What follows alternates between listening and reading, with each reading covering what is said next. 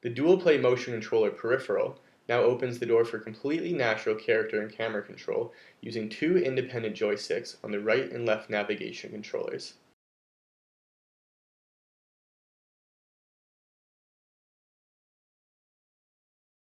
This familiar dual joystick character control is now greatly enhanced with the PlayStation Move's revolutionary 3D tracking, giving the player the ability to reach out and interact with the game world and objects in a way that feels perfectly natural to perform.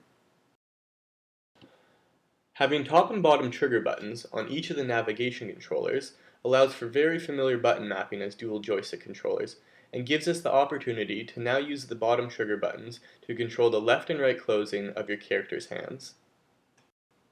Using these trigger buttons alongside the 3D tracking of the PlayStation Move, the player can now reach into the game world and interact with objects with precision and ease.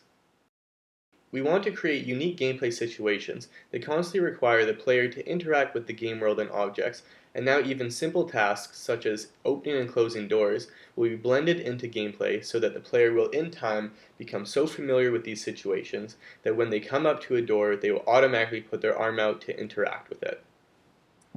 At Playhouse, we want to eliminate occurrences where the player has actually stopped playing the game and is now watching their character perform maneuvers that they are not capable of performing on their own.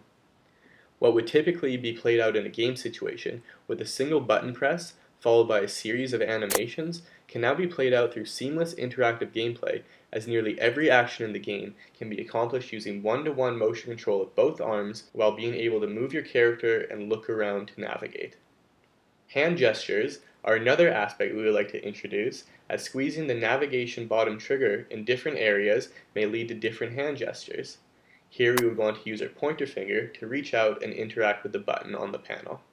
As we make our way down into the darkness, we can press on the circle button of either navigation controller to activate our flashlight.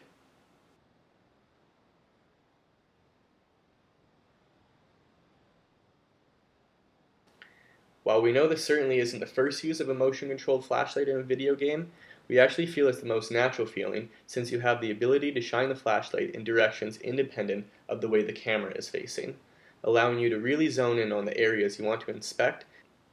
as well as create really cool lighting effects.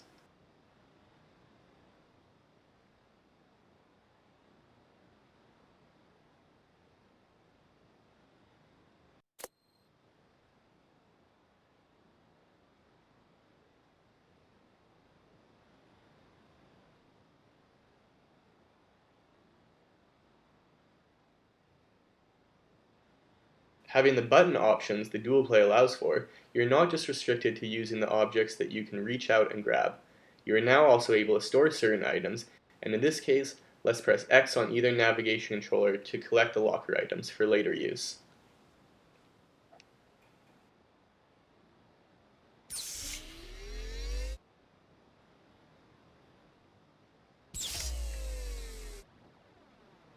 Let's stop here for a moment as I showcase the ability to reach down by your side with either hand and press on the left or right D-pad buttons to activate your primary or secondary weapons. This creates a really awesome feeling that you're actually grabbing these objects from your body and pulling them into the game world. The circle button can now be used to activate cool aiming features for each weapon, and in this case it will be turning on a red dot laser sight, allowing for truly exceptional aiming control of both hands.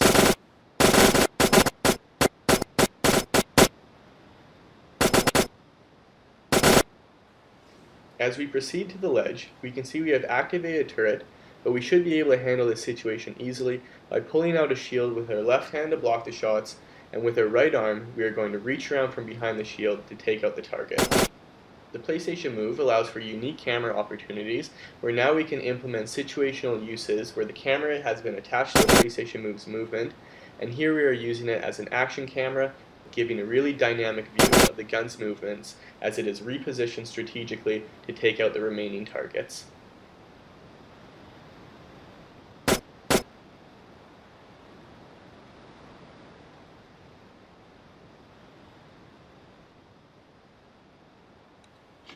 Let's continue on out of this area and creep into the last scene as we conclude our DualPLAY tech demo.